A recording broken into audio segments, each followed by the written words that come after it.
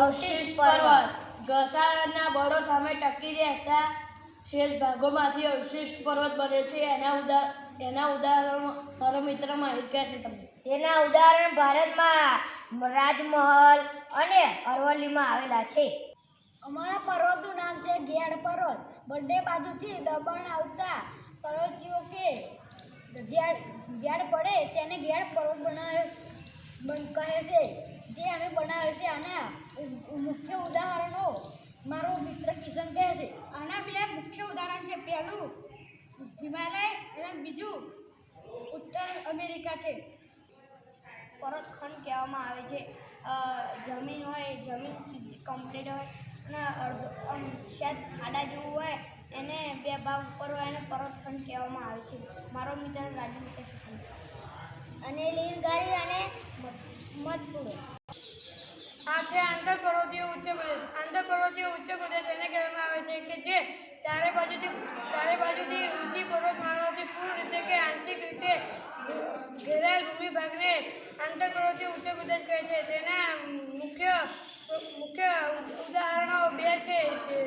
એક છે કે તિબેટનો ઉચ્ચ પ્રદેશ અને મોંગોલિયાનો ઉચ્ચ પ્રદેશ. પણ આવે છે જ્વાળામુખી પર્વત. જેમ કે તેમાંથી લાવા નીકળે છે.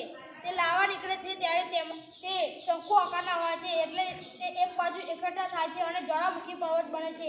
તેના મુખ્ય ઉદાહરણો છે કે વિસુવિયસ, જુનાગઢ અને ગિરનારમાં તે જોવા મળે છે. અમે બનાવ્યું છે પર્વત પ્રાંતીય ઉચ્ચ પ્રદેશ. એક બાજુ પર્વત હોય, પર્વતની બાજુ સપાટ હોય તેને પર્વત પ્રાંતીય ઉત્તર પ્રદેશ કહે છે. ઉદાહરણ તરીકે કે જે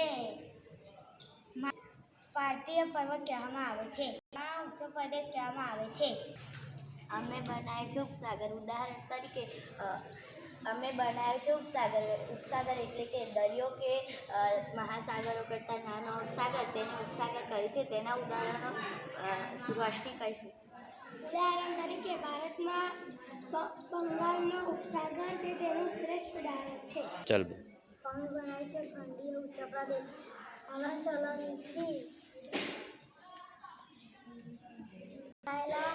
ખંડીય ઉચ્ચ પ્રદેશ કહે છે. ભૂશીર એટલે ભૂમિનો લંબાત્મક છેડો જે જળભાગમાં ફેલાયેલો હોય છે, જેને સમુદ્ર રેખા તરીકેની સંજ્ઞા પણ આપી શકાય છે. દાખલા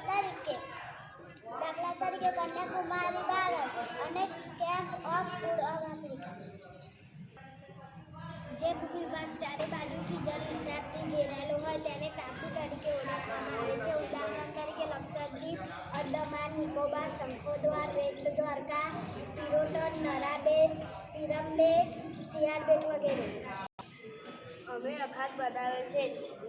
જ્યારે કોઈ જળ વિસ્તાર ત્રણ બાજુથી ભૂમિથી ઘેરાયેલો હોય તેને અખાત કહે છે. તેના ઉદાહરણ મારી મિત્ર વિનોદ તમે કહેશો. ઉદાહરણ તરીકે કચ્છનો અખાત અને ખંભાતનો અખાત.